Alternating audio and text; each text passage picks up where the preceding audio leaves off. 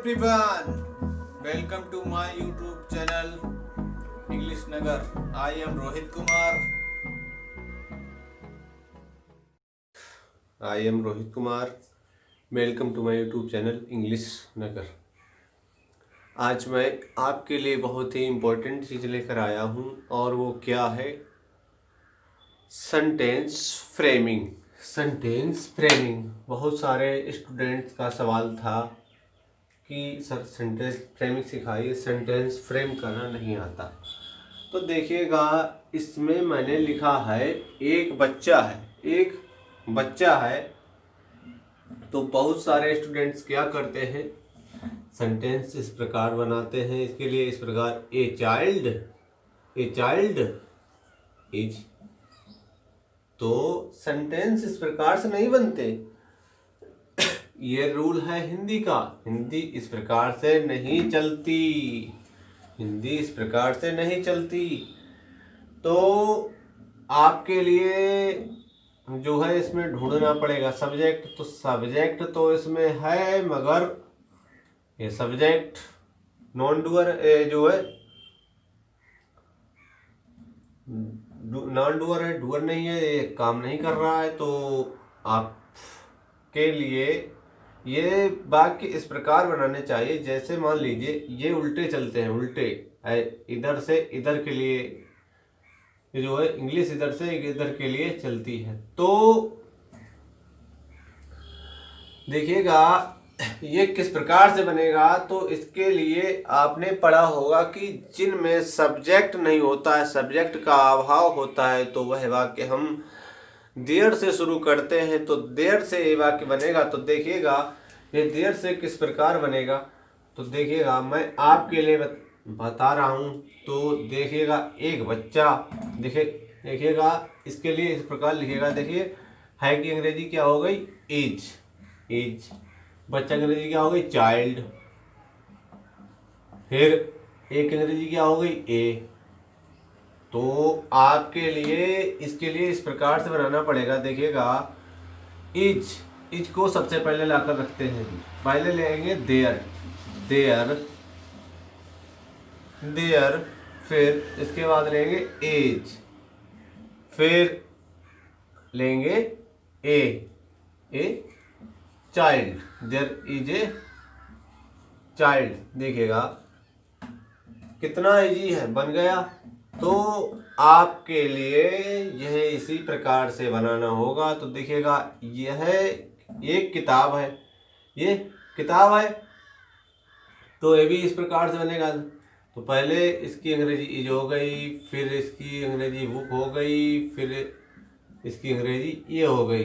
तो इसके लिए भी इस प्रकार से बना सकते हैं। देखिएगा जैसे पहले लेंगे देयर, फिर इसके बाद लेंगे एज, फिर इसके बाद लेंगे देयर इज अ बुक। तो इसके लिए आप जो है दो फार्मूला ध्यान रखिएगा। देखिएगा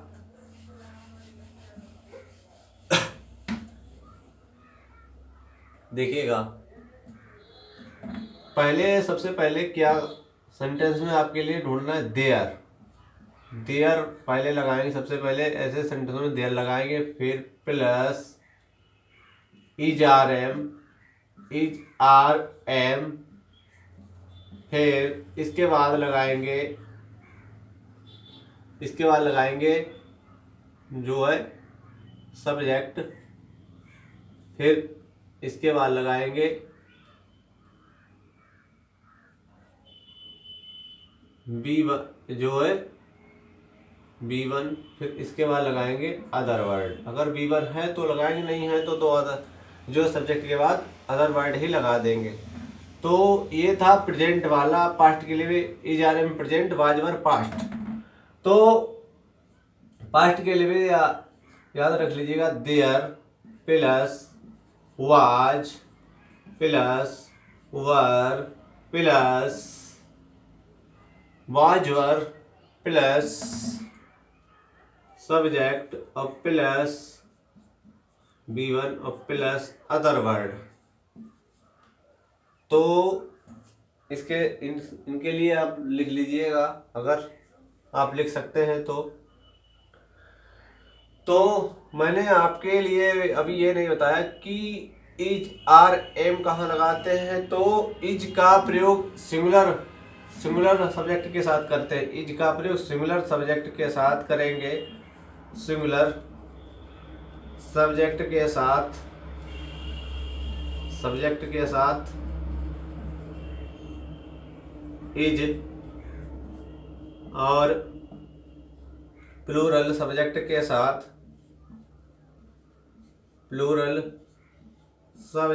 साथ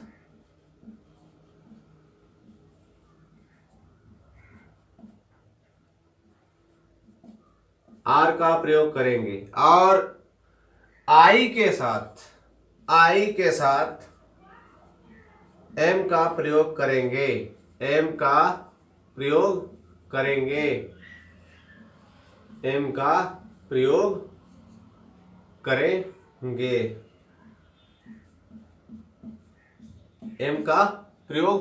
करेंगे।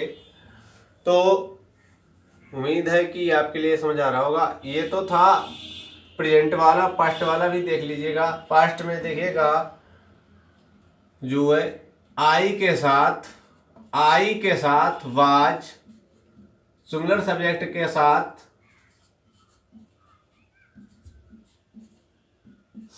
के साथ वाज, और प्लूरल सब्जेक्ट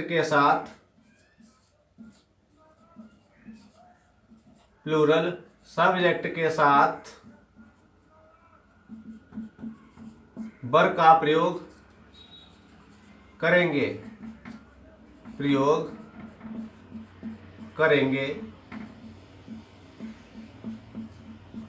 तो इनके लिए आप लिख लीजिएगा, ये आपके काफी काम आ सकते हैं।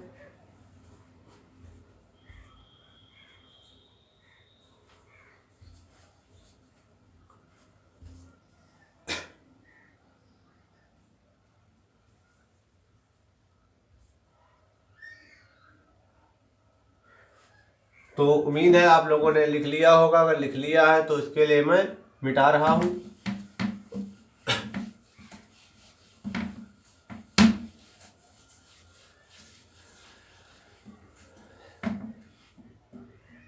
तो देखिएगा, मान लीजिएगा एक लड़की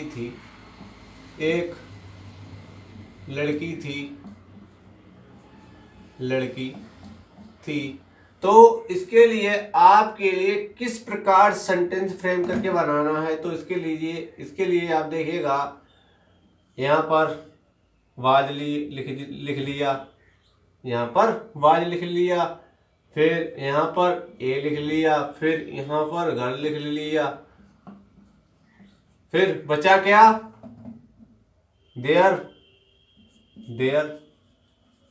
देयर वाज ए गर्ल। देखिए बन गया, एक लड़की थी।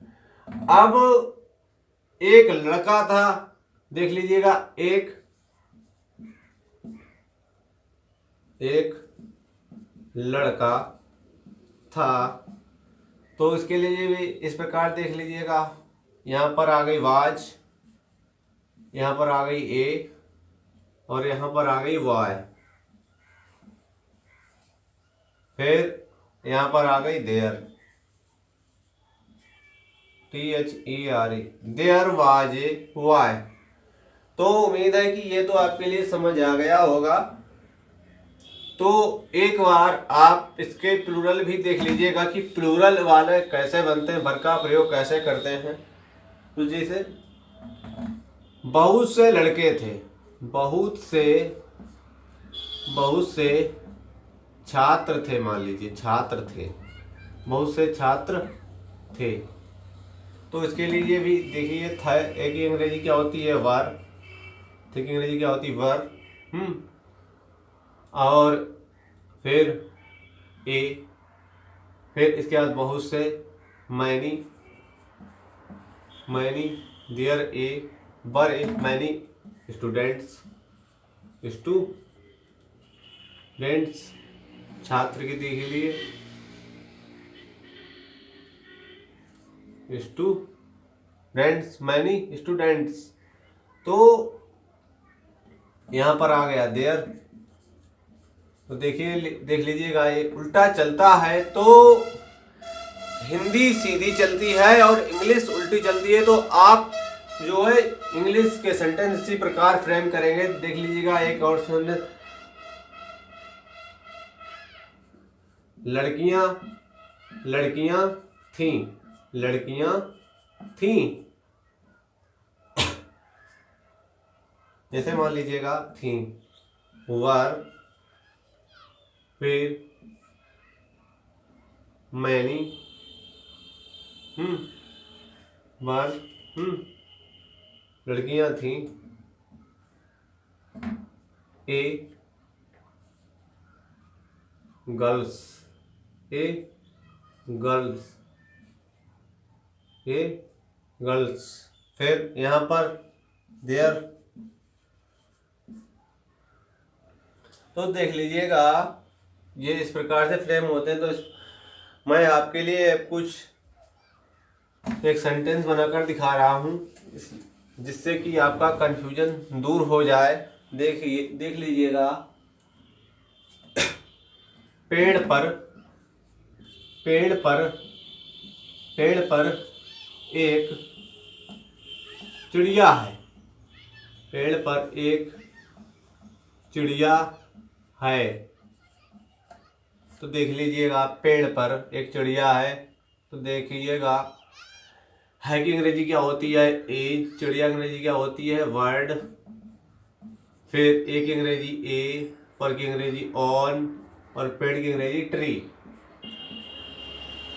तो इसके लिए आप देखिए इस प्रकार से करेंगे, ए जा गया पहले, फिर ए, फिर वर्ड, फिर ऑन, फिर ऑन, फिर दा, फिर ट्री, फिर बचा क्या, देयर।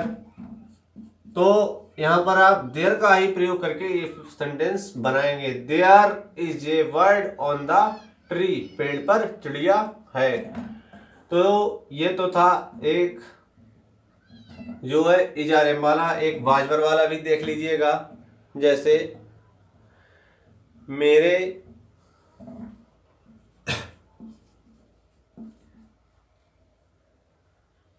घर के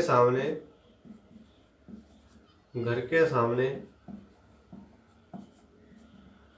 एक दुकान थी, एक दुकान थी।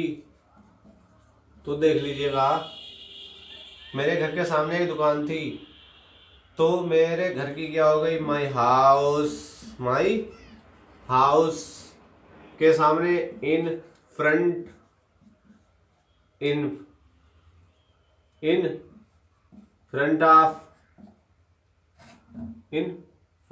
Of A shop. तो फिर बार। तो देखिए, देख लीजिएगा ये सेंटेंस किस प्रकार बनेगा। ए शॉप, देख लीजिएगा यहाँ पर आ गई वर, फिर आ गई ए शॉप, फिर आ गई इन फ्रंट ऑफ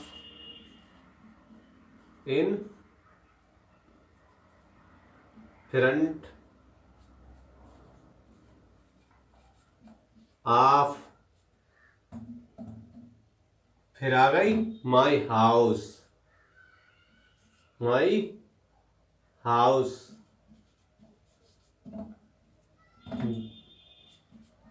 फिर आ गई यहाँ पर देयर।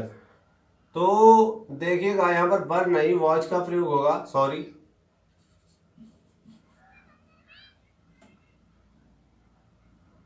वॉच का प्रयोग होगा। तो देखिएगा, there was a shop in front of my house, there was a shop in front of of my house, मेरे घर के सामने एक दुकान थी। तो उम्मीद है कि ये आपके लिए समझ आ गया होगा। तो अब और देखिएगा, उदाहरण देखिएगा।